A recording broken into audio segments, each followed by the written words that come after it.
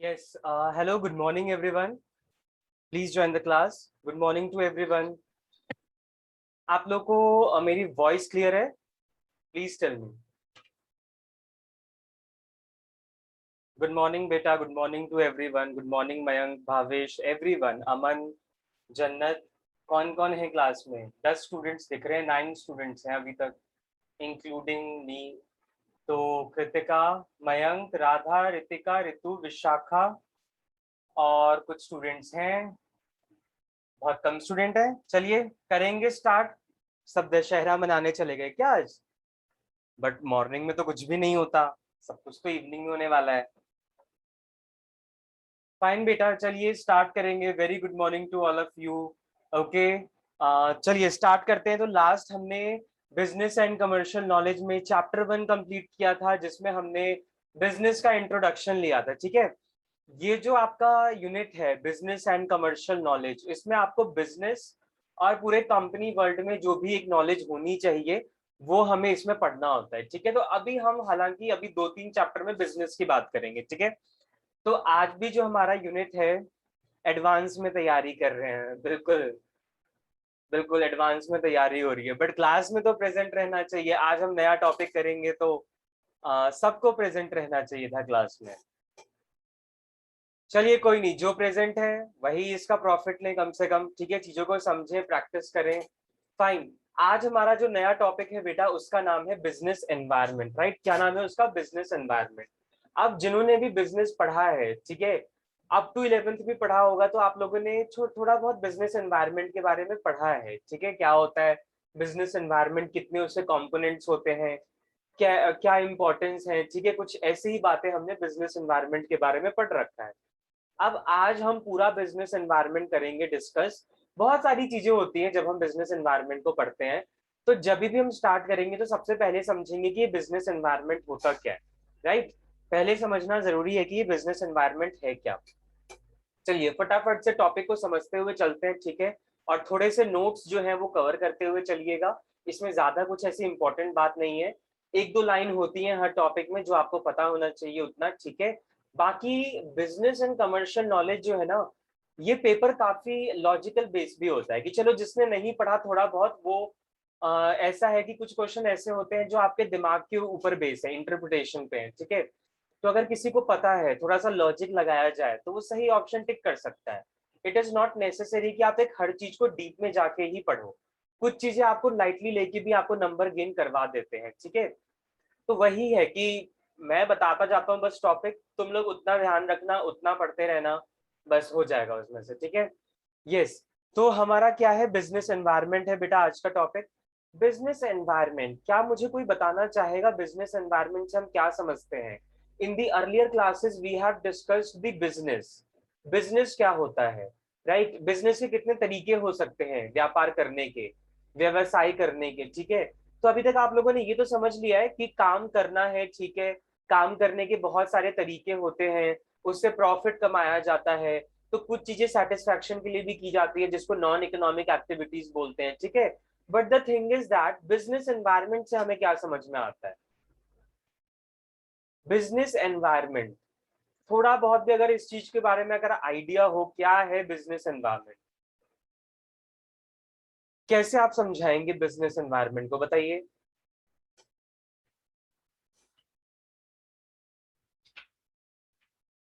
Okay, internal and external factor, what else?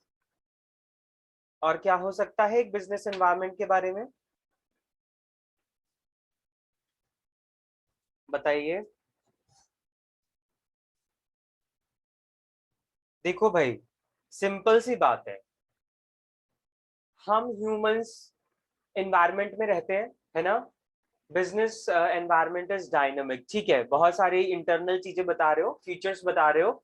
Explanation कैसे होगा business environment का? देखिए, जैसे मैंने बताया, we are the humans, we live in an environment. Right, environment क्या होता है आप लोगों को भी पता है. एनवायरनमेंट मतलब पर्यावरण.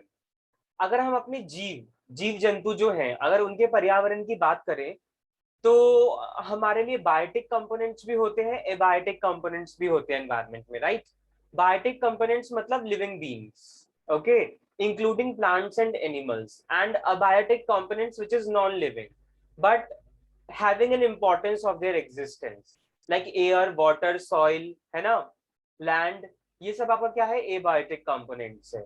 Non-living things, abiotic components. तो बेटा you know कि human lives in an environment which includes both non-living and living environment. Similarly जब हम business करते हैं तो business का भी एक environment होता है, ठीक है. बिजनेस ऐसा तो है नहीं कि तुमने कहीं पे खोल के बैठ गए और तुम्हें मतलब ही नहीं आस पड़ोस से क्या हो रहा है, तुम्हें बस अपने काम से मतलब है. ऐसा नहीं होता. अगर ऐसा होता तो कंपटीशन नाम की चीज ही क्या होती. लोग तो अपने आप को ही देखते रह जाते. फिर मेरा बिजनेस है, मैं क्या कर रहा हूँ मुझे उससे मतलब है, मेरे पड़ोसी क्या कर रहे हैं मुझे उससे कोई मतलब नहीं है. ऐसा थोड़ी ना होता है बिजनेस में.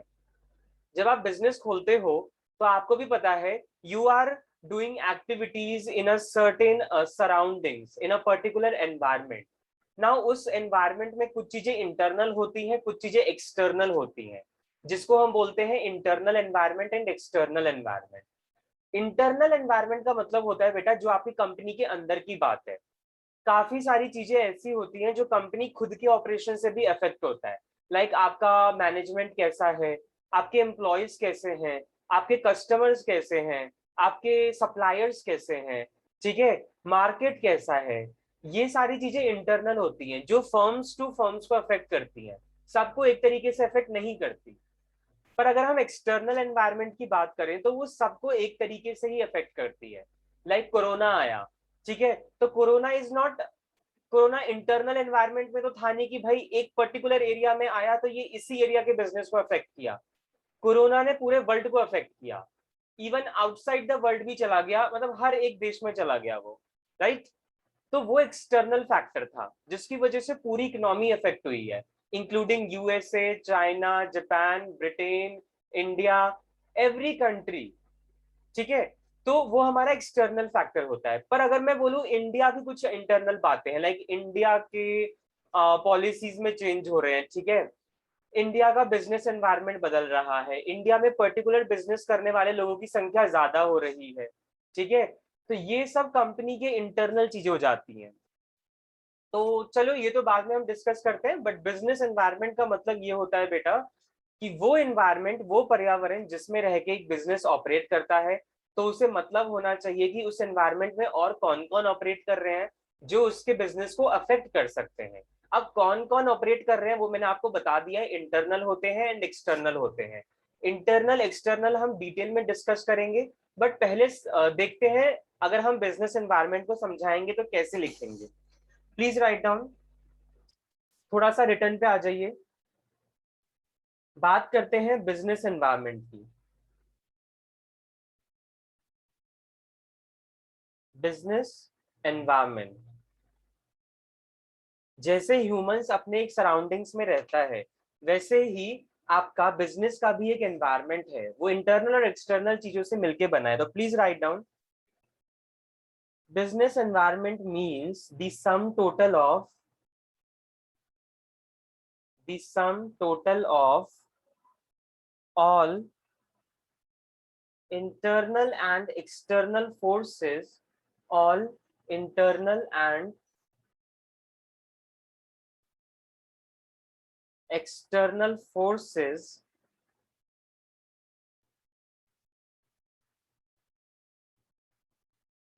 that are outside the control of business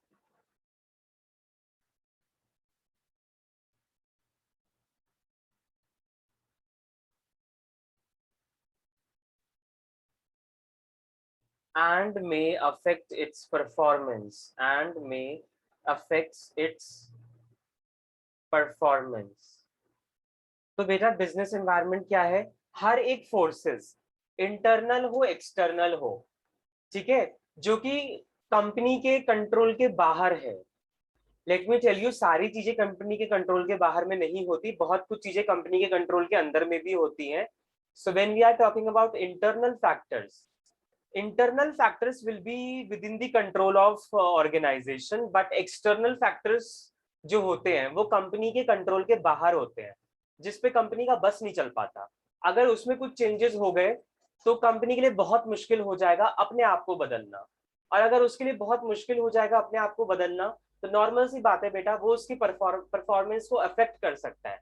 ठीक है, तो बिजनेस एनवायरनमेंट हम क्या समझ रहे हैं कि ये सारे फोर्सेस का कॉम्बिनेशन है, which is internal and external forces, and that में affects the performance of business. Okay, ये आपका कहता है बिजनेस एनवायरनमेंट। अब हम बात करते हैं कुछ सर एक फीचर्स बार की। और बता दीजिए। Features of business environment. Sir एक बार बिजनेस एनवायरनमेंट फिर से बता दीजिए।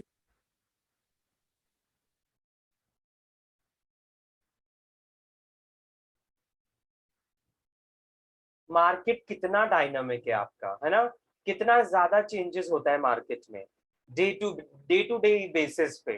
तो आप सोचिए जब मार्केटिंग इतना डायनामिक है, तो डेली बेसिस पे अपने आप को सरवाइव कर पाना कितना इंपॉर्टेंट, मतलब कितना हार्ड हो जाता होगा।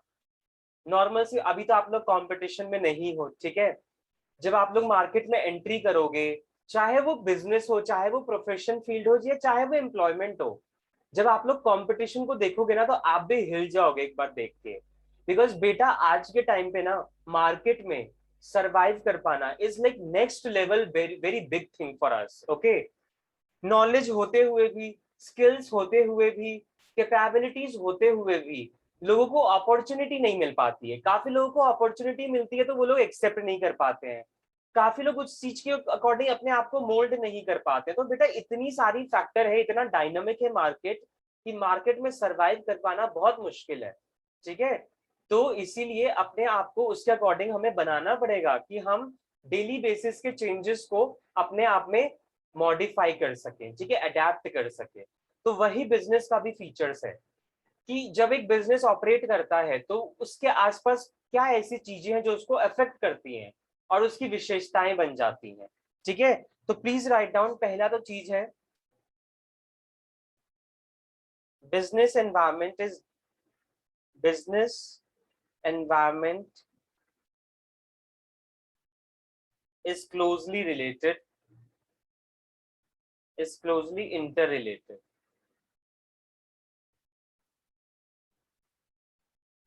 Yes, closely interrelated. एक बार लिख लेते हैं, फिर एक एक करके मैं सब कुछ समझा दूंगा, ठीक है। इसके डिटेल में आपको लोगों को नहीं जाना है, बट हाँ मतलब पता होना चाहिए, ठीक है। Okay, write down next. It is dynamic in nature, which is very important. Business environment जो है डायनामिक है। डायनामिक का मतलब होता है बेटा कांस्टेंट चेंज, बार बार चीजें बदलते रहना। This is the meaning of dynamic, right. then you know business environment is a sum total of, it is a sum total of all internal and external forces, all internal and external forces। जैसा कि मैंने आपको पहले ही बताया, business environment बहुत सारी चीजें internal factor होते हैं और बहुत सारे एक्सटर्नल फैक्टर होते हैं, दोनों मिलकर इसको इफेक्ट करते हैं, ठीक है। Okay next, it is uncertain. Fifth, it is complex in nature.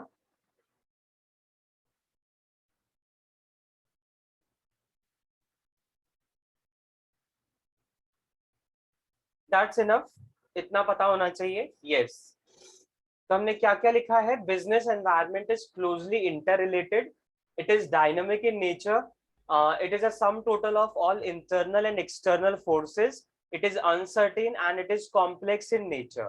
तो बेटा फर्स्ट जो फीचर है, इसका मतलब क्या है, क्लोजली इंटर रिलेटेड। आप लोगों को पता है जो बिजनेस एनवायरनमेंट होता है वो कितना क्लोजली इंटर रिलेटेड होता है। क्लोजली इंटर रिलेटेड मतलब जिस भी एनवायरनमेंट में आप लोग ऑपरेट कर रहे हैं और उस एनवायरनमेंट में जितनी बाकी चीजें हैं सब आपसे रिलेटेड है, ठीक है।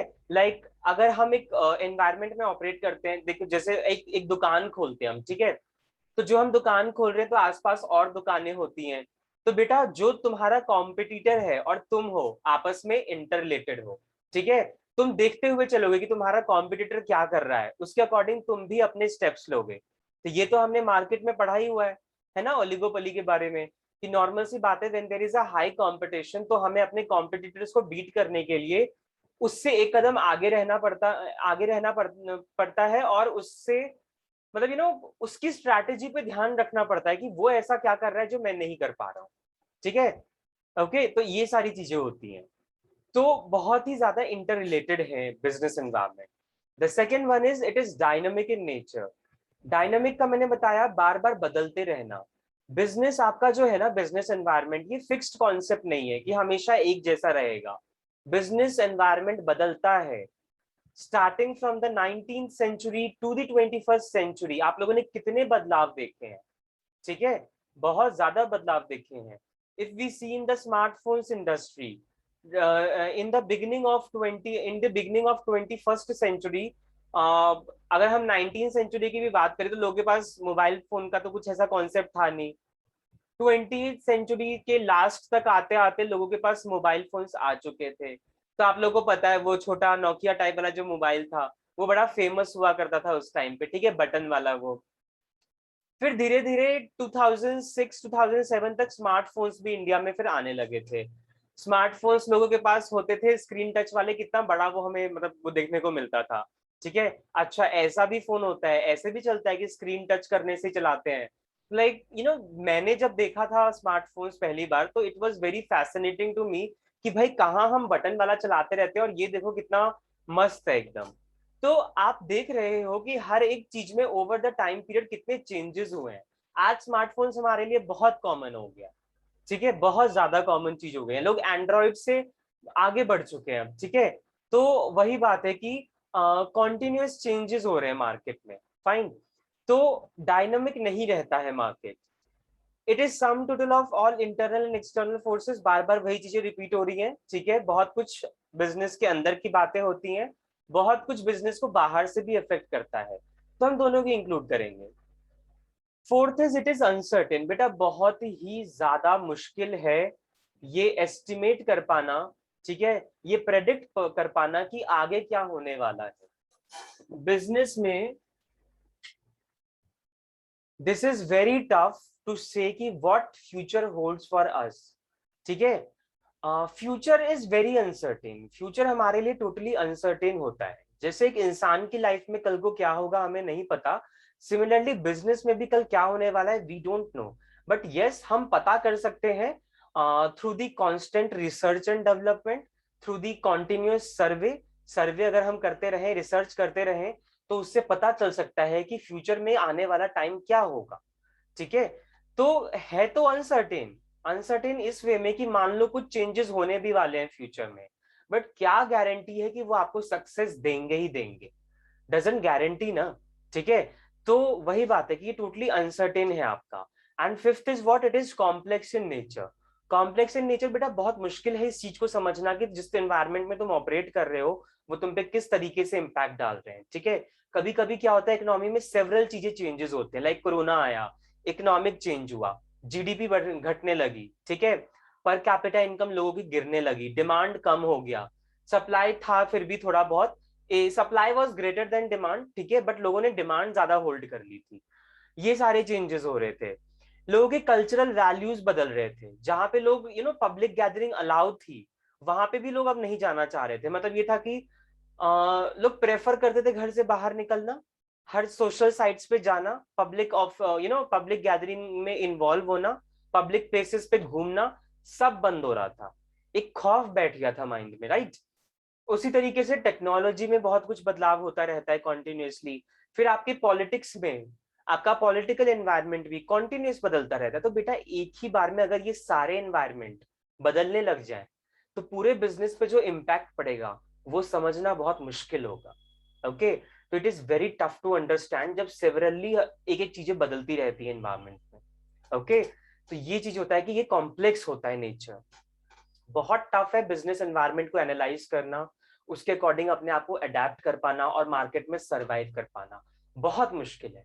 बट ट्राई करना पड़ता है, प्रैक्टिस करते रहना चाहिए, कॉन्टिन्यूस सर्वे करते रहना चाहिए, फर्स्ट मूवर एडवांटेज लेते रहो। Amazon is the best case for this, market में बिजनेस एनवायरनमेंट चेंजेस होते हुए भी अपने आप को कैसे सरवाइव कर पाना, ठीक है। तो तुम अमेजन का केस स्टडी एक लो, उसको डिटेल में जाके उसकी हिस्ट्री को पढ़ो, ठीक है। It started their business from the book stores, like book provide करवाना एक तरीके से, जैसे बुक स्टोर्स नहीं होते, बुक आपको मिल जाते हैं ऑनलाइन। तो उन्होंने ऐसे स्टार्ट किया था इनिशियली कि they started providing books online, ठीक है। वो एक तरीके से बुक का ऑनलाइन स्टोर था। But then after this, they entered in the retail industry. After that, they entered in the digital industry. तो बेटा कॉन्टिन्यूस उसने चेंजेस किए, अडेप्ट किए, तभी वो मार्केट में आज खड़ा है, ठीक है। तो ये सारी चीजें देखनी पड़ती है। एयर इंडिया का केस पढ़ो, रीसेंट न्यूज है ये आपका। टाटा ने उसको एक्वायर कर लिया है, ठीक है। उसको नीलाम हो गया है वो, and Tata became the company who purchased, ठीक है, this company who acquired this company air India. अब नाउ सी, सुनने में आया है उसका लोन जो था कुछ 50,000 करोड़ से ऊपर का था, जिसमें से जब टाटा ने इसको खरीदा तो ऑलमोस्ट 20,000 तक करोड़ तक का लोन उसका उतर जाएगा। रिमेनिंग अभी 30 करोड़ के आसपास तक का लोन उसका बाकी रहेगा। तो वो देखेंगे कि किस तरीके से उसका लोन कवर अप होगा, और टाटा क्या इसे मार्केट में सरवाइव कर पाएगी इस कंपनी को, वो देखने वाली बात होगी।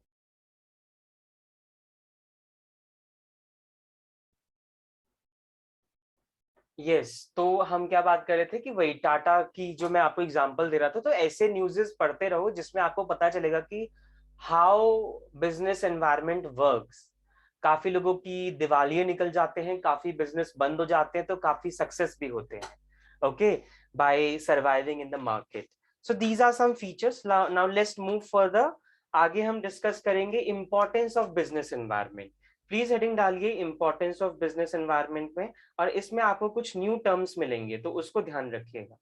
इंपॉर्टेंस ऑफ बिजनेस एनवायरनमेंट, कुछ नए नए टर्म्स आपको मिलेंगे इन इंपॉर्टेंस में, तो उसको आप लोगों को ध्यान रखना है, because whole of the chapter में हमें वही डिस्कस करना है बार बार, okay.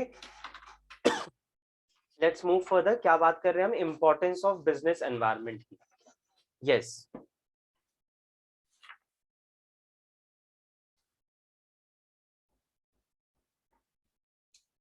Please write down first importance.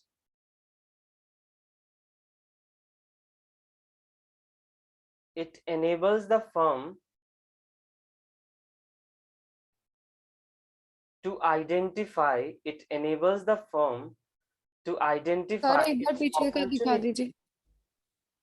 its opportunities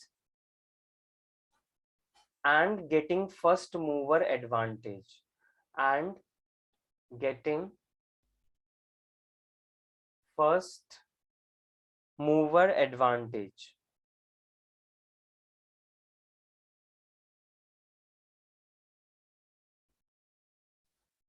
yes,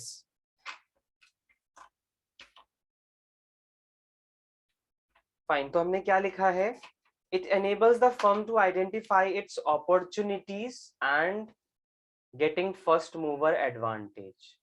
बेटा पहली बात है कि yes, ओके, जल्दी जल्दी नोट कीजिए करिए बेटा। ये लो,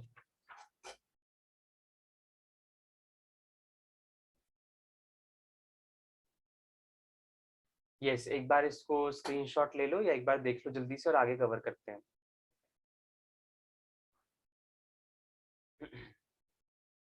चलिए आगे बढ़े।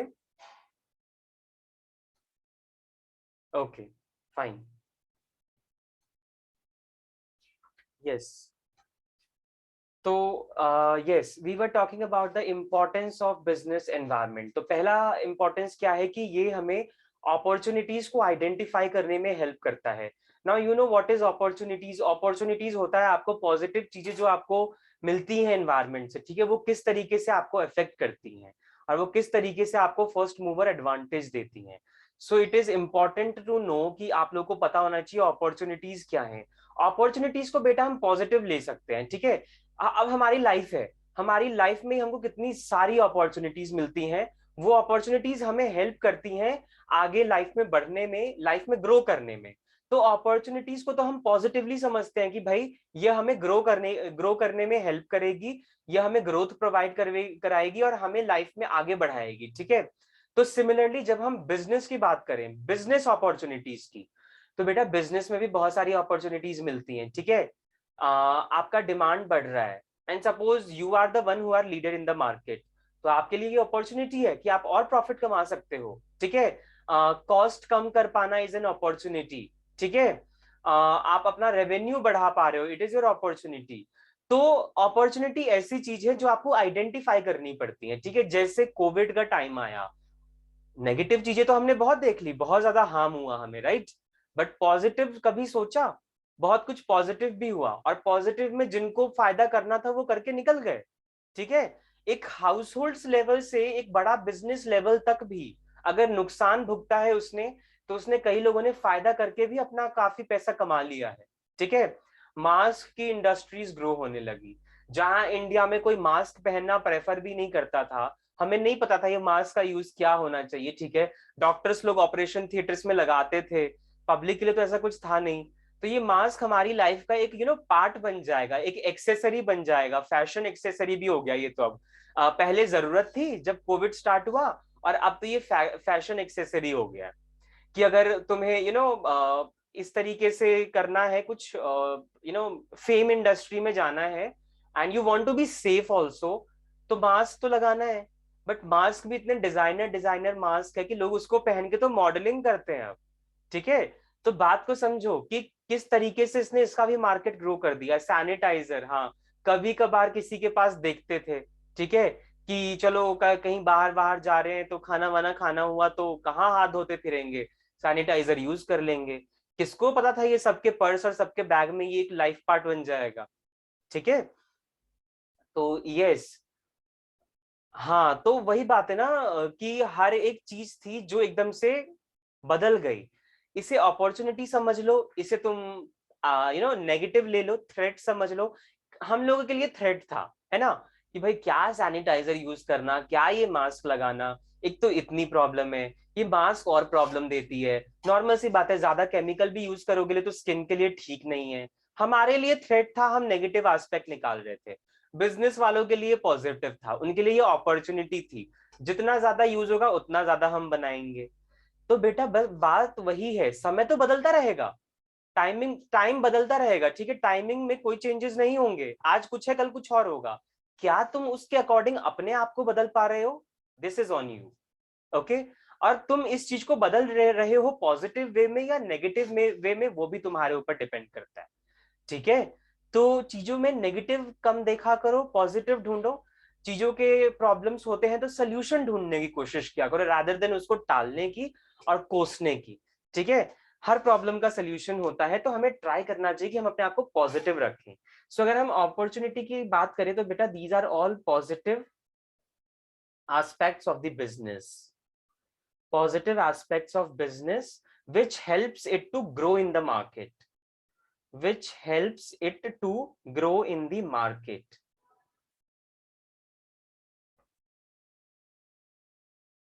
आपको पता है ये मारुति उद्योग जो है अपना इंडिया का ही है ना, मारुति उद्योग, जो कंपनी है, ठीक है। तो सबसे पहले मारुति उद्योग था जो मिडिल क्लास लोगों के लिए ये छोटी कार का इन्वेंट किया था, ठीक है।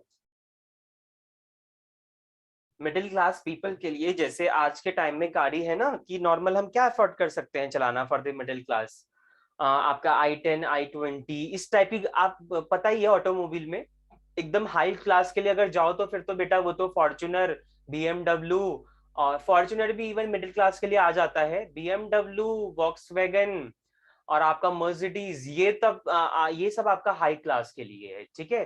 तो मारुति उद्योग ने पहले आइडेंटिफाई किया कि छोटी कार कैसे इन्वेंट किया जाए, कि जो ये मिडिल क्लास लोग हैं, जो पेट्रोल बेसिस पे थोड़ा सा देख के चलते हैं, ठीक है, और कॉस्ट सेव करने की कोशिश करते हैं।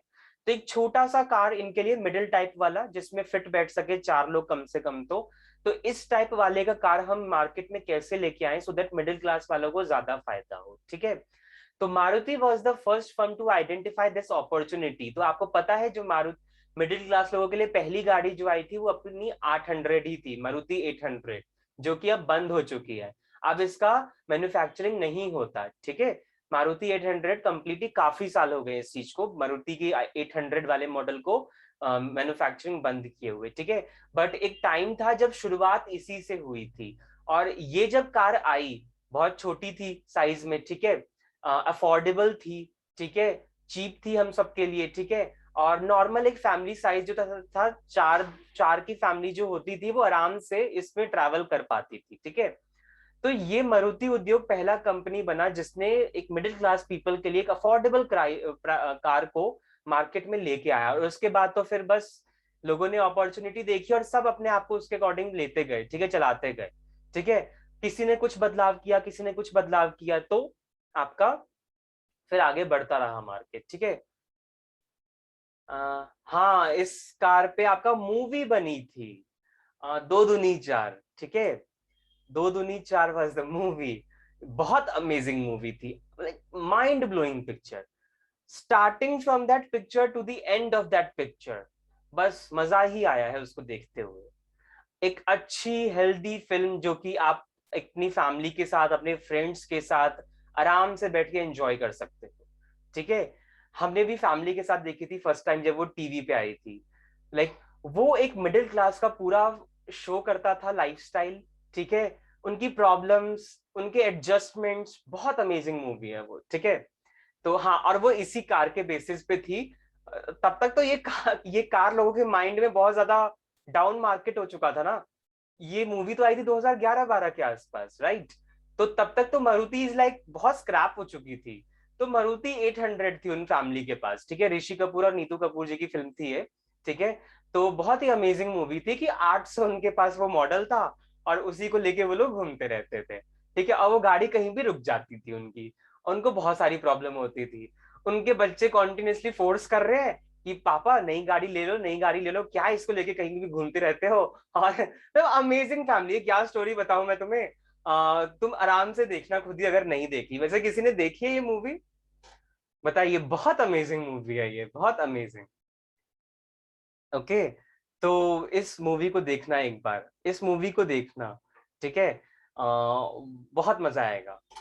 तो वही है आपका मिडिल क्लास की जो प्रॉब्लम्स थी उसको मारुति ने समझा, एंड उसके अकॉर्डिंग उसने अपनी न्यू कार लेके आया, और मार्केट में वो फर्स्ट मूवर एडवांटेज ले गया, ठीक है।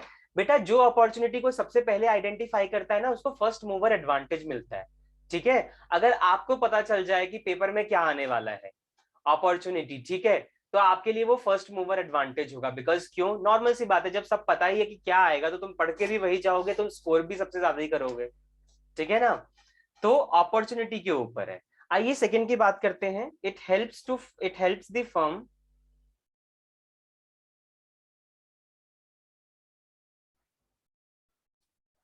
To identify it helps the firm to identify its threats and give early warning signals and give early warning signals। देखो, मार्केट में जब तुम काम कर रहे हो, जब एक बिजनेस ऑपरेट कर रहा है, ठीक है, तो बेटा नॉर्मल सी बात है, कुछ चीजें अपॉर्चुनिटी होंगी, कुछ चीजें थ्रेट होंगी। सब कुछ तो फेवरेबल नहीं हो सकता ना, बहुत कुछ अनफेवरेबल भी होगा। तो जो चीजें अनफेवरेबल है वो तुम्हारे लिए खतरा है, ठीक है। अब तुम्हें अपने अपॉर्चुनिटी को तो पहचानना ही है, साथ के साथ साथ तुम्हें अपने थ्रेट्स को भी आइडेंटिफाई करना है, और कोशिश करना है कि इसके लिए तुम पहले ही स्टेप्स ले लो, ताकि कल को जाके तुम्हें लॉस ना हो, ठीक है। तो अगर कोविड हमें पता होता कि इस तरीके से फैलाएगा अपने पैर इंडिया में भी, तो शायद हम उसके अकॉर्डिंग चेंज हो गए होते, बहुत लोग चेंज भी हुए, ठीक है। नहीं पता था, बिल्कुल एस्टिमेट ही नहीं किया था कि इस तरीके से फैलेगा।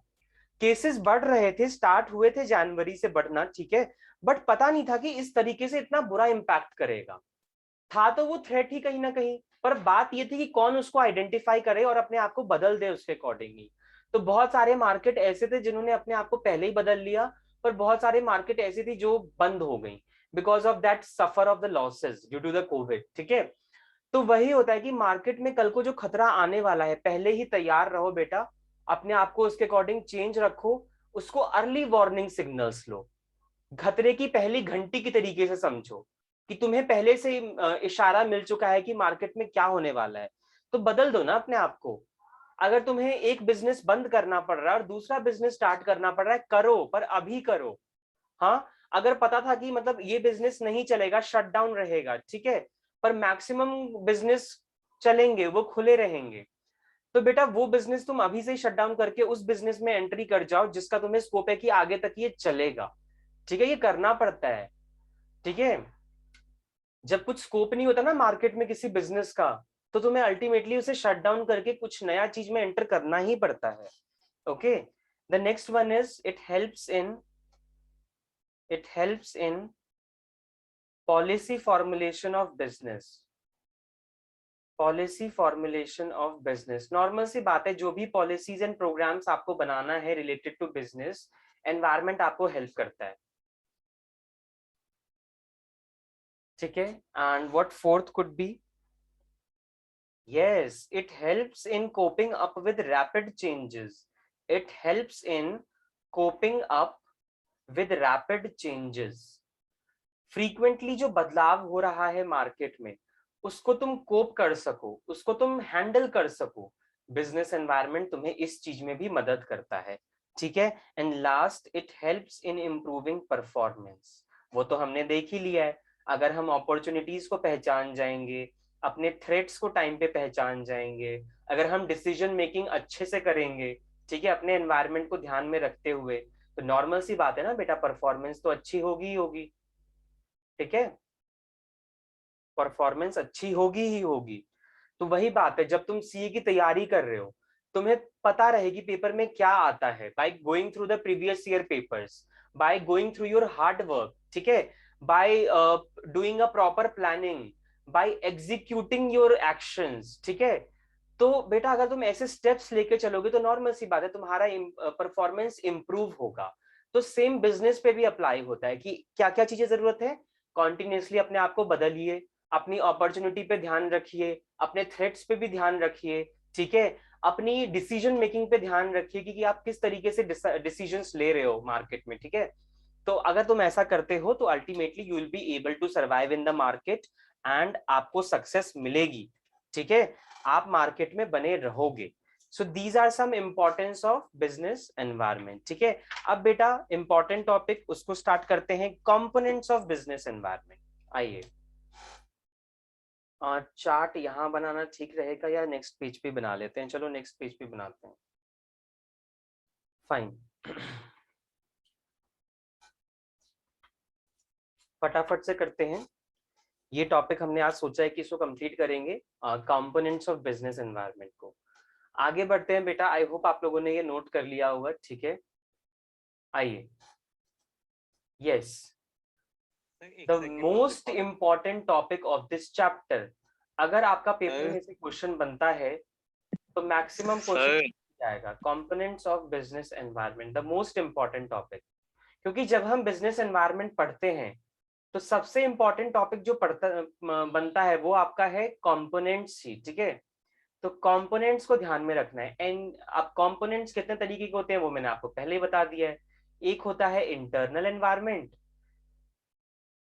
कंपोनेंट्स ऑफ बिजनेस एनवायरनमेंट की अगर हम बात करें तो एक होता है बेटा इंटरनल एनवायरनमेंट और दूसरा होता है बेटा आपका एक्सटर्नल एनवायरनमेंट।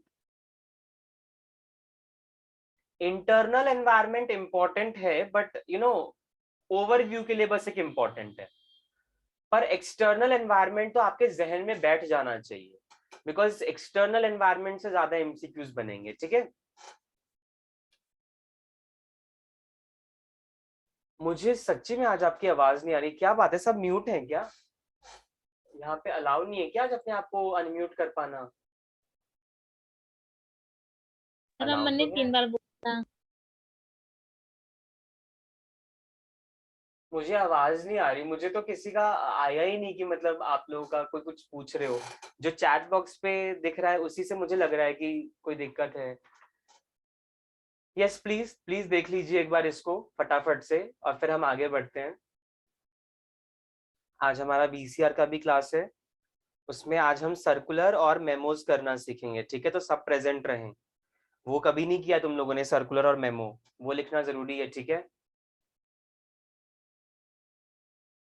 बेटा मैंने चैट बॉक्स में ही देख पा रहा हूँ, तो मैंने कम फोकस है आज, बात ये है ना। हो यहाँ गया पे सर। आवाज तो मुझे आ नहीं रही। हेलो।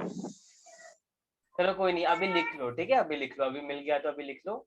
अब आगे बढ़ते हैं, चलो।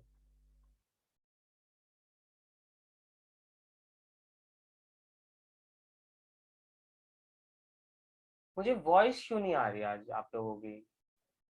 अगर कोई कुछ पूछ भी रहा है तो मुझे पता नहीं चल पा रहा है।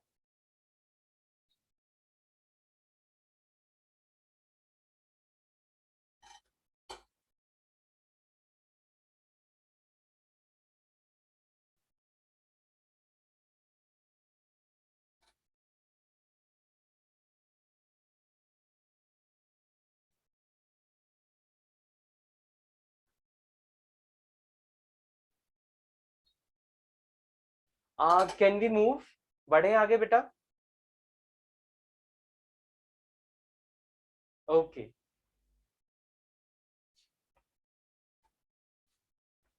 यस, आइए।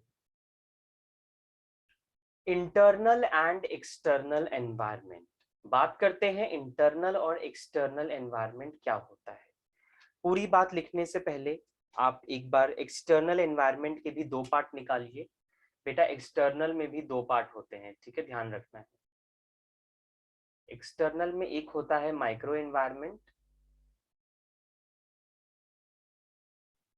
माइक्रो एनवायरनमेंट, और एक होता है हमारा macro environment, micro and macro environment.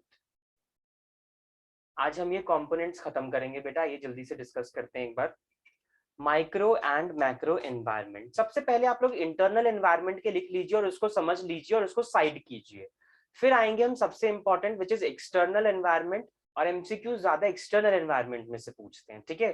तो आइए एक बार हम इसके कुछ कंपोनेंट्स लिख लें। अगर हम इंटरनल एनवायरनमेंट की बात करें बेटा, तो प्लीज इसमें लिखिए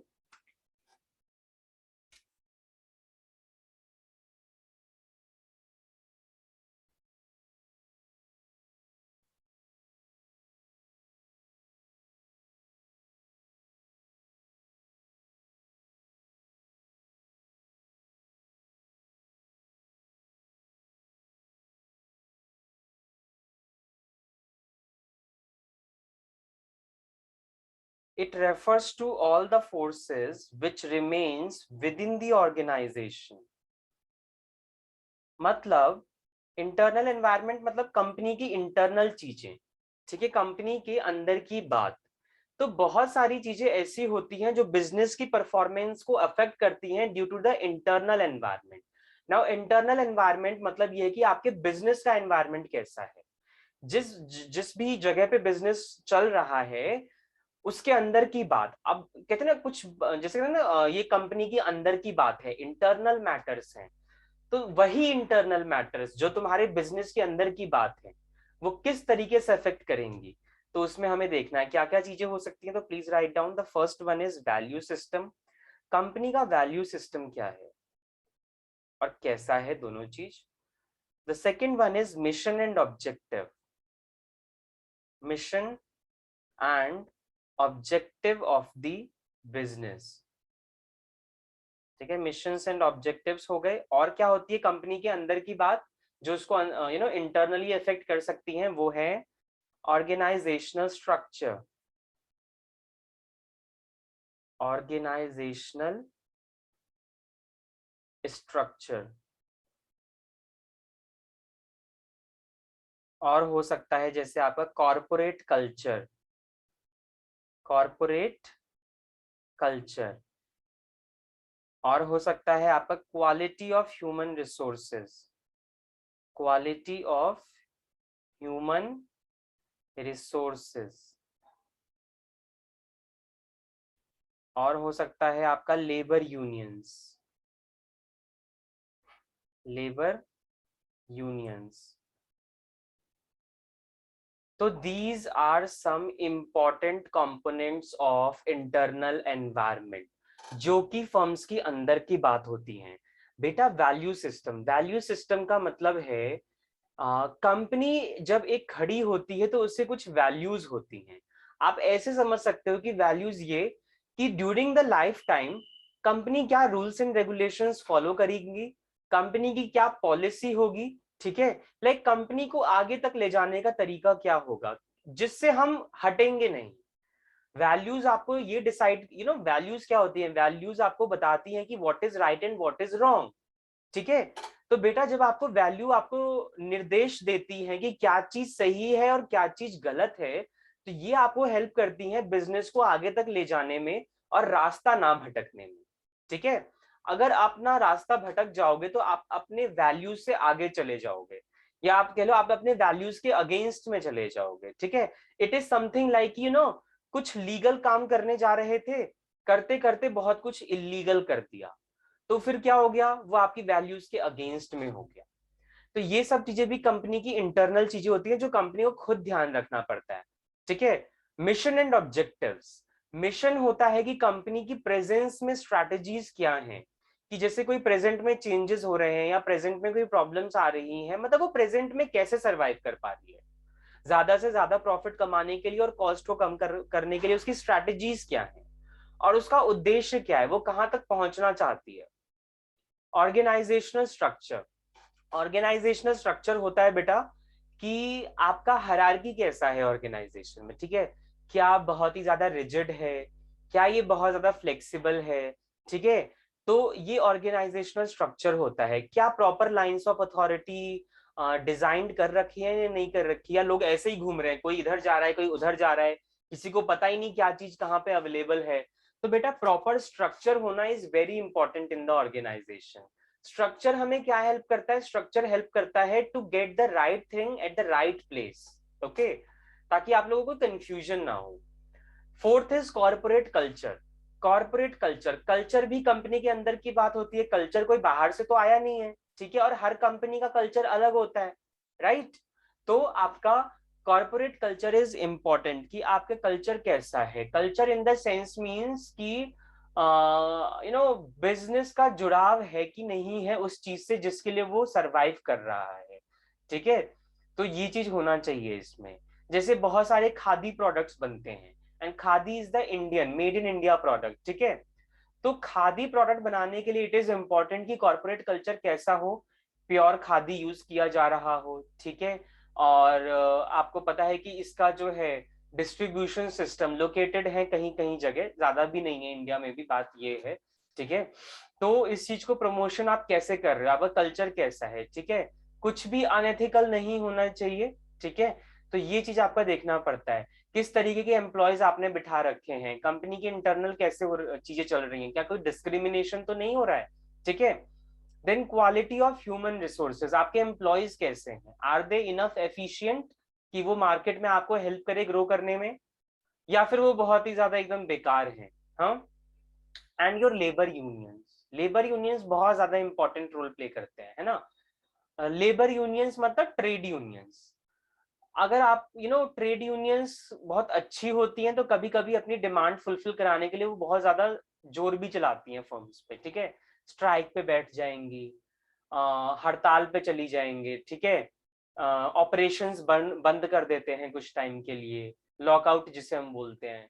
तो बेटा ये चीज ध्यान रखना पड़ता है कि आपका ट्रेड यूनियन इतना भी स्ट्रांग ना हो जाए कि आपसे अपनी मनमर्जी बात करवाने लग जाए वो लोग, ठीक है।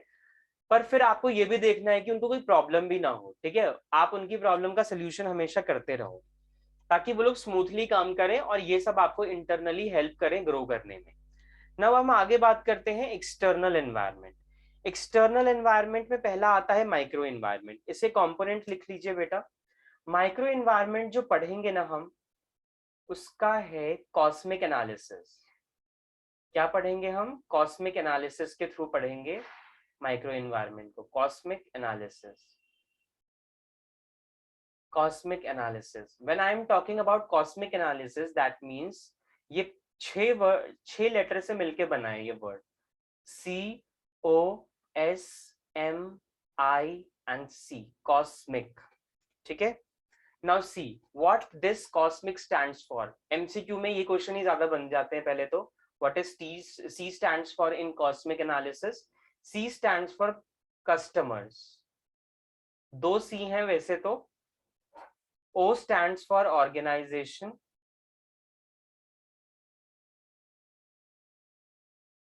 S stands for suppliers, M stands for market, I stands for intermediaries,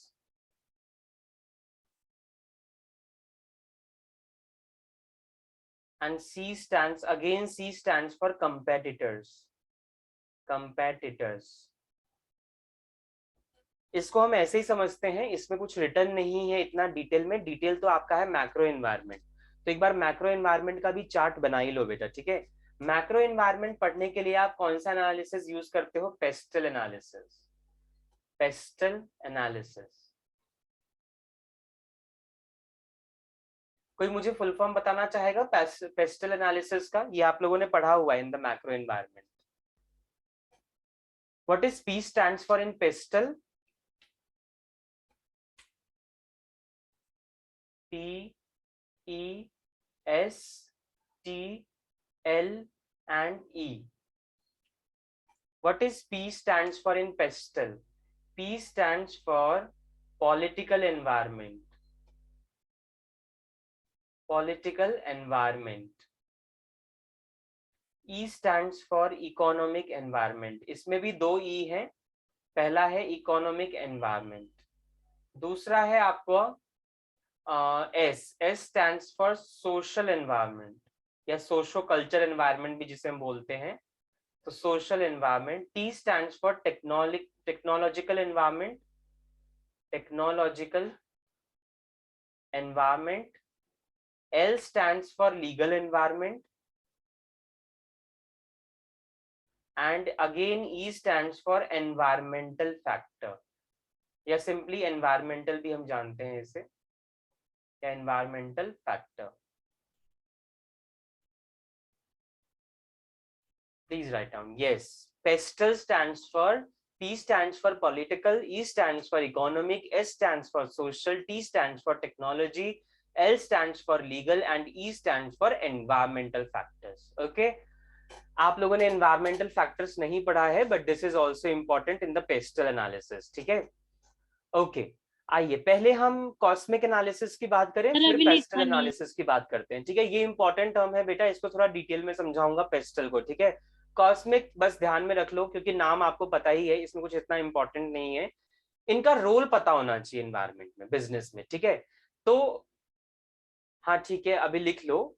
मैं जस्ट एक बार ये वाला पार्ट जो है ना इसको डिस्कस कर देता हूँ। यस बेटा, कॉस्मिक एनालिसिस मतलब micro environment, and micro environment is a part of external environment. ठीक है, तो आप ऐसे समझिए, अच्छा माइक्रो और मैक्रो का ना एक बार थोड़ा सा मीनिंग लिख लो पहले, तो तब कॉस्मिक समझते हैं। एक बार माइक्रो और मैक्रो का मीनिंग लिख लो। ये वो माइक्रो इकोनॉमिक्स और मैक्रो इकोनॉमिक्स नहीं है, ये माइक्रो एनवायरनमेंट और मैक्रो एनवायरनमेंट है। ठीक है, तो एक बार लिखेंगे इस चीज को।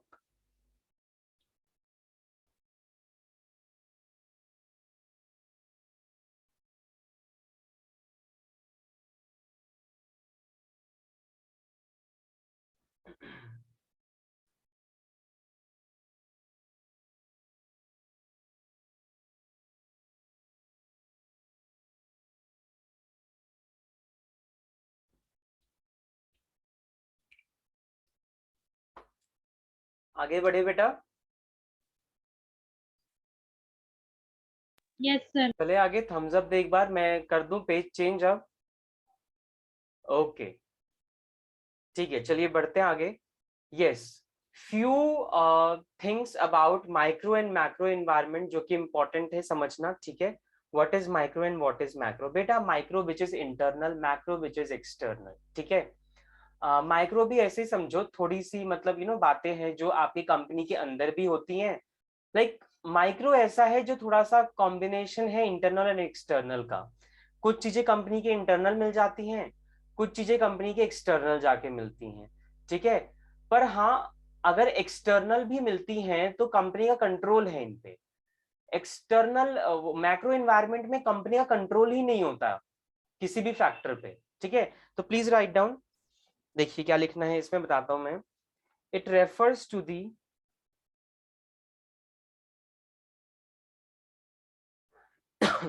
it refers to the environment which is in direct contact with the business environment.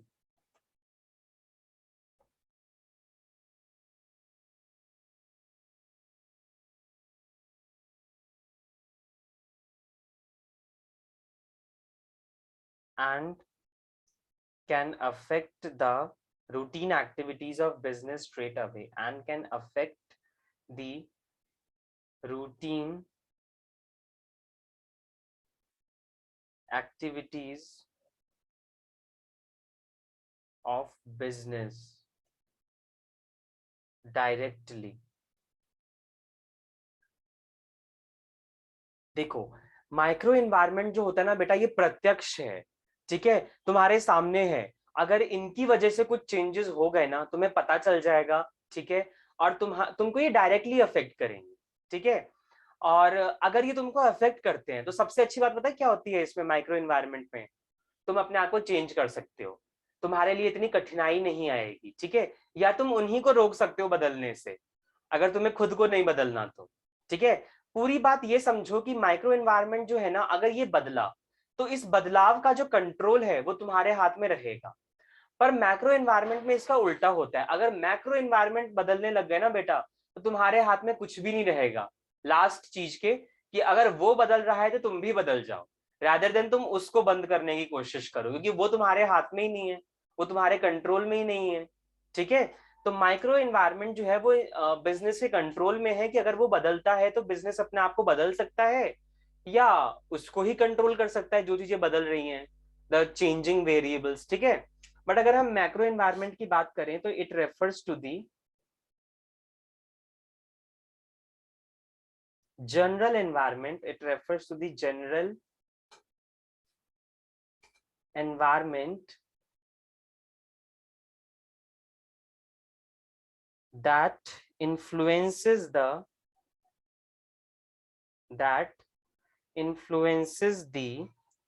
working performance and decision making को अफेक्ट कर सकता है बेटा ये, okay. And strategy of all business group, and strategy of all business groups at the same time.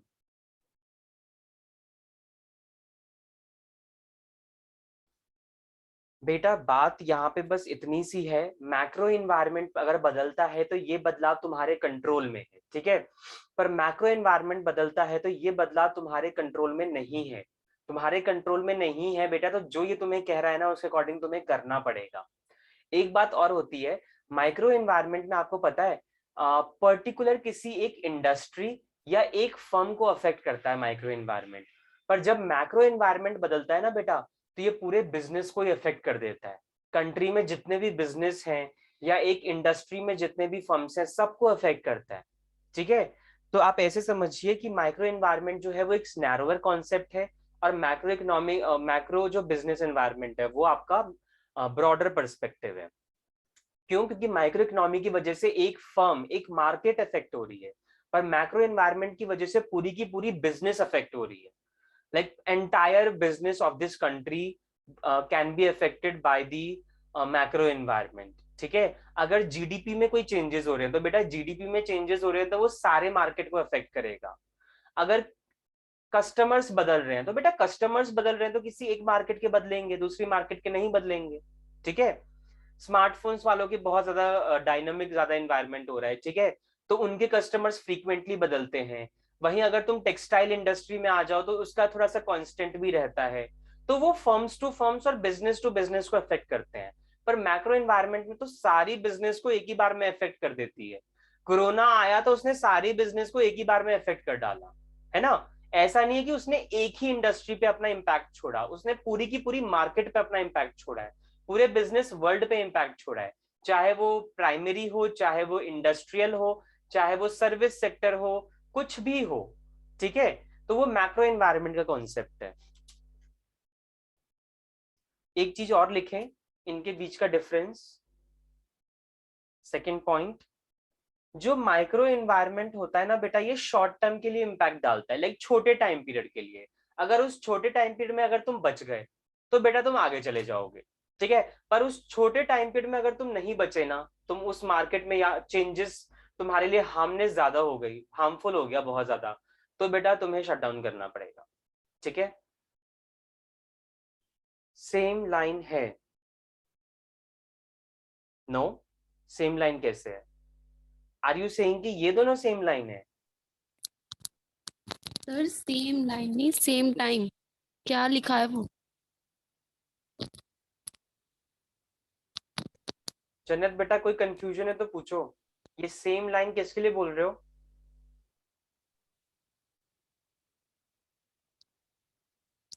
Macro में क्या लिखा है?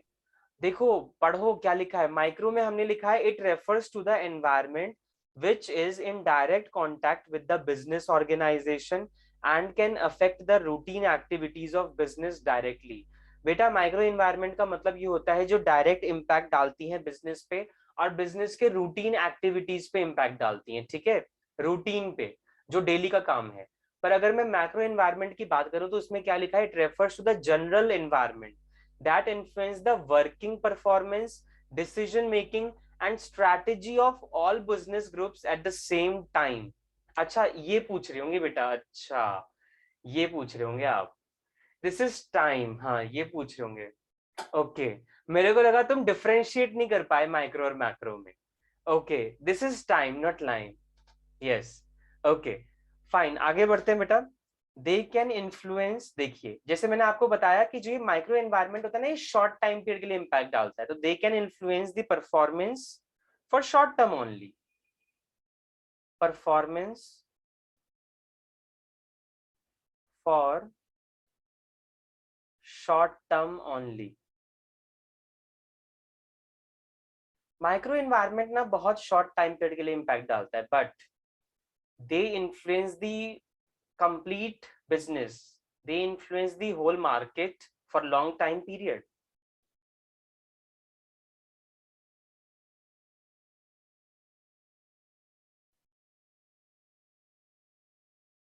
for longer period, ठीक है। इसका इम्पैक्ट लंबा चलता है बेटा। जैसे अभी कोविड हो रहा है ना, तो कोविड का जो इम्पैक्ट है वो लंबा देखने को मिलेगा, ठीक है। अगर ये नॉर्मल आउटब्रेक होता, ये कोई डेंगू चिकनगुनिया जैसा कि 2-3 महीने के लिए आया और जितनी तबाही मचानी थी 2-3 महीने में मचा के फिर शांत, ठीक है। पर ऐसा रहा नहीं, 2 साल तो हमें हो गए इसको देखते देखते, ठीक है। तो बेटा इंडिविजुअल टू इंडिविजुअल और बिजनेस टू बिजनेस कितना ज्यादा इम्पैक्ट हुए हैं। तो कोरोना जो है प्रॉब्लम, इसने लॉन्गर पीरियड के लिए इम्पैक्ट डाल दिया, और वहीं कोई छोटा मोटा आउटब्रेक होता है तो वो शॉर्ट टर्म के लिए डालता है, ठीक है। डीमोनेटाइजेशन हुआ, डीमोनेटाइजेशन प्रॉब्लम छोटे टाइम पीरियड के लिए थी, कुछ महीने के लिए देखने को मिली, फिर बिजनेस अपने ट्रैक पे आ गया। इनफैक्ट कुछ मार्केट तो ग्रो किए थे, लाइक ऑनलाइन इंडस्ट्री, ठीक है। तो वो आपका छोटे टाइम पीरियड के लिए था, ओके। तो ऐसे ही चीज आपको समझना होता है कि क्या चीज आपको शॉर्ट टाइम के लिए इम्पैक्ट डालता है और क्या चीज आपको लॉन्ग टाइम के लिए इम्पैक्ट डालता है, ठीक है।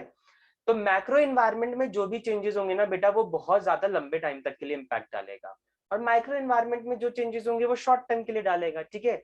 माइक्रो एनवायरनमेंट में क्या है, तुम्हारे कस्टमर्स बदल जाएं, तुम्हारे सप्लायर्स बदल जाएं, ठीक है, तुम्हारे कंपेटिटर्स की स्ट्रैटेजी बदल जाए तुमसे, ठीक है। तो बेटा ये शॉर्ट टर्म के लिए इम्पैक्ट डालेंगी, ये लॉन्ग टर्म के लिए नहीं डालेंगी। कस्टमर आज है नहीं होगा कल, आज नहीं है कल फिर बन जाएंगे बेस, ठीक है। सप्लायर एक तुम्हारा नहीं है, किसी और से सप्लाई चेन में आ जाओ, कांटेक्ट कर लो, ठीक है। तो बेटा ये छोटे टाइम के लिए इम्पैक्ट डालता है, पर मैक्रो जो है वो बहुत लंबा इम्पैक्ट डालता है और बहुत देर तक चलता है। आइए अब आगे बढ़ते हैं। लगता है हम जो ये पेस्टल एनालिसिस है ये नेक्स्ट क्लास में ही डिस्कस कर पाएंगे। कोई बात नहीं, चलिए कल खत्म करेंगे, कल ज्यादा टाइम मिलेगा वैसे भी, ठीक है। तो आइए करते हैं अपना कॉस्मिक एनालिसिस को डिस्कस। कॉस्मिक एनालिसिस, बेटा इसमें ज्यादा डीप में तुम्हें कोई नोट्स लेने की जरूरत नहीं है, बस माइंड में कुछ चीजें बिठा के रखो, ठीक है। तो जैसे मैंने आपको बताया ही था, C stands for customers, O stands for organisation, S stands for suppliers, M stands for market, I stands for intermediaries,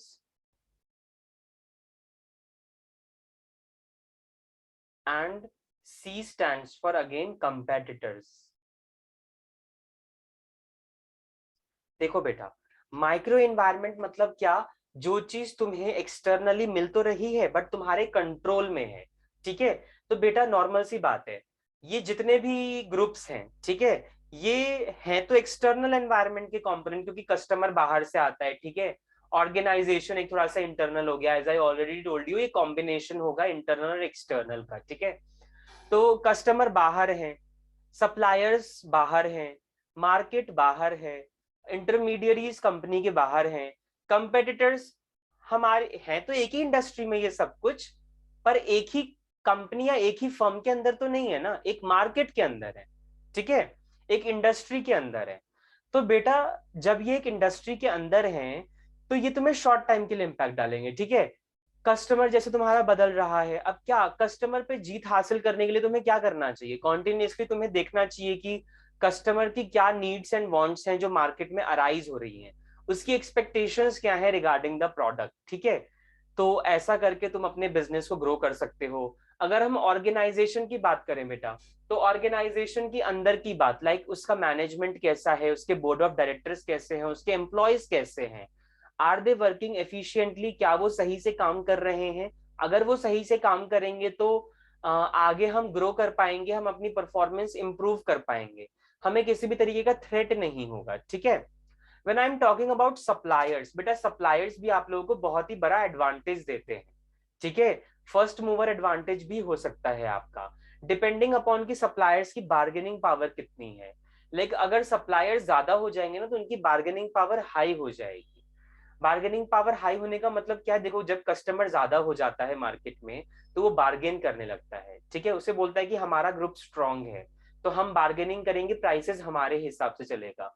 तो आपको तो पता ही है, जो ग्रुप बड़ा होता है उसका ज्यादा सिचुएशन होता है विन विन वाला, ठीक है। तो अगर मार्केट में तुम्हारे सप्लायर्स ज्यादा हैं तो फायदा तुम्हारे लिए भी है, सप्लायर्स के लिए भी है।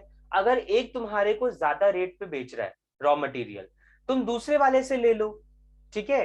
और दूसरे वाले को भी थोड़ा बहुत होगा कि चलो उसका नहीं बिक रहा, मेरा बिक रहा है तो मेरे लिए प्रॉफिटेबल है। अब मैं अगर एप्पल की बात करूं तो एप्पल के ना 200 से ज्यादा सप्लायर्स हैं, ठीक है। एप्पल का बहुत बड़ा सप्लाई चेन मैनेजमेंट है, let me tell you. Apple ऐसे ही नहीं खड़ा होगा, एप्पल खुद के प्रोडक्ट नहीं बनाता खुद से, एप्पल की जो मैन्युफैक्चरिंग है ना वो आउटसोर्स करवाता है, ठीक है। फॉक्सकॉन कंपनी है, सप्लायर है, फॉक्सकॉन सप्लायर्स लिमिटेड, वही उसके जो प्रोडक्ट हैं एप्पल के वो मैन्युफैक्चर करता है, ठीक है। एप्पल है यूएसए की कंपनी, मैन्युफैक्चरिंग यूनिट उसकी चाइना में है, ठीक है। सुनने में आया था इंडिया में वो लोग सेटअप कर रहे हैं, बट हाल फिलहाल अभी कंप्लीटली तो ये चीज हुई नहीं है, still they are operating in China, okay. तो वही है कि एप्पल कैसे कमा रहा है पता है, एप्पल खुद से कुछ नहीं कर रहा है, एप्पल ने सप्लाई चेन बहुत बड़ी बना ली है, एप्पल मैन्युफैक्चरिंग आउटसोर्स करवा लेता है और बस इसी से ज्यादा कमा रहा है वो, ठीक है। बस वही बात है कि प्रोडक्ट जो वो बेच रहा है that is reliable and that is for the high society groups, तभी उसके हाई प्राइसेस हैं, ठीक है। अदरवाइज फीचर्स के मामले में, सर्विसेज के मामले में it is best, fine. Market तुम्हारा, मार्केट भी तुम्हें अफेक्ट करता है इंटरनली देखें तो, माइक्रो की टाइप से, ठीक है। अब वो कैसे करता है वो हमने मार्केट वाले चैप्टर में पढ़ा है बिजनेस इको के। परफेक्ट कंपटीशन हो गया, मोनोपोली हो गया, ठीक है, मोनोपोलिस्टिक कंपटीशन हो गया। तो डिफरेंट टाइप्स ऑफ मार्केट होते हैं जो डिफरेंटली अफेक्ट करते हैं बिजनेस को, पर ये शॉर्ट टाइम के लिए होते हैं, लॉन्ग टाइम के लिए नहीं होते, ठीक है। इंटरमीडिएरीज वो होते हैं बेटा जो तुम्हारा प्रोडक्ट यहाँ से लेके वहां भिजवाएंगे, होलसेलर्स, रिटेलर्स, एजेंट्स, ये आपके इंटरमीडियरीज हैं, ठीक है। तो बेटा इन पे भी कमांड होना जरूरी होता है। इनका जो आपका रिटेल चेन मैनेजमेंट है या होलसेल चेन है आपका, it should be strong so that की product will be timely delivery in the market, ठीक है। टाइमली डिलीवर किया जाएगा तो टाइमली अवेलेबल होगा, प्रॉफिट कमाने में हेल्प मिलेगा आपको। तो बेटा इंटरमीडिएरीज पे भी कमांड होना चाहिए। देन कंपेटिटर्स, बेटा जब भी बिजनेस एनवायरनमेंट अपना बिजनेस खोल के बैठे हो ना, आस पड़ोस में क्या चल रहा है इसका ध्यान जरूर रखना, ठीक है।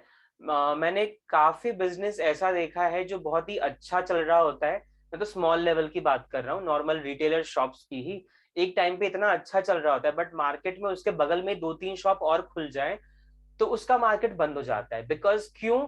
क्योंकि कहीं ना कहीं तो तुम लैग कर गए ना, जो तुम्हारे कस्टमर्स तुमसे कहीं और शिफ्ट हो गए, ठीक है। वो ऐसा आपने रियल लाइफ में भी बहुत देखा होगा, ठीक है, कि एक बिजनेस बहुत चल रहा है पर जस्ट उसके सामने वो दूसरा बिजनेस खुला और वो ज्यादा चलने लग गया, जो पुराना वाला था वो बंद हो गया, ठीक है। बस थोड़ी देर में ओवर कर रहे हैं, 2 मिनट्स, ठीक है, फिर स्टार्ट करेंगे 12:15 के आसपास या 12:20 के आसपास वो नेक्स्ट क्लास, ठीक है। ओके, तो yes, as I am telling you कि कंपेटिटर्स पे ध्यान रखना बहुत जरूरी है, बिकॉज यही तुम्हें मार्केट में विन करवाने में हेल्प करते हैं, ठीक है। ठीक है ठीक है बेटा, करते हैं बस अभी। ओके, तो ज्यादा कुछ बड़ी बात नहीं है, आप लोगों को पता है कि ये सब एनवायरनमेंट के अंदर है। बस शर्तें क्या है कि ये लोग माइक्रो एनवायरनमेंट में, तो ये शॉर्ट टाइम के लिए इम्पैक्ट डालेंगे। जो लॉन्ग टाइम के लिए इम्पैक्ट डालेगा वो है आपका मैक्रो एनवायरनमेंट। उसमें तुम उनको नहीं बदलोगे या तुम उनके ऊपर कमांड नहीं करोगे, तुम अपने ऊपर कमांड करोगे और तुम अपने आप को बदलोगे उनके बदलने के अकॉर्डिंग, ठीक है। तो वहां पे राजा कौन होगा? पेस्टल। यहाँ पे राजा कौन है? कॉस्मिक, ठीक है। यहाँ पे राजा तुम भी हो, कॉस्मिक भी हो सकता है, दोनों है, ठीक है, शेयरिंग शेयरिंग हो रहा है, कोई किसी को भी बदल सकता है, डोमिनेटिंग कोई भी हो सकता है, पर मैक्रो में तो बेटा जो बदलेगा वो है तुम्हारा pastel, political environment, legal environment, everything, ठीक है, और तुम्हें अपने आप को बदलना पड़ेगा उनके अकॉर्डिंग। तो ये चीज ध्यान रखनी है। तो ठीक है, मैक्रो एनवायरनमेंट का component we will discuss in the next class, and remaining 2 topics, SWOT analysis and environmental analysis, this we will also finish in the next class tomorrow, ठीक है। और देखेंगे टाइम रहा तो एमसीक्यूज कर लेंगे, अदरवाइज मंडे के लिए फिर छोड़ना पड़ेगा, बट वी विल ट्राई कल कंप्लीट हो जाए। तो चलिए बेटा, अब मिलते हैं नेक्स्ट क्लास में, ठीक है। ईगो में आज इतना ही, एंड चलिए take a break for few minutes and will see you in the next bye class. Thank you बेटा।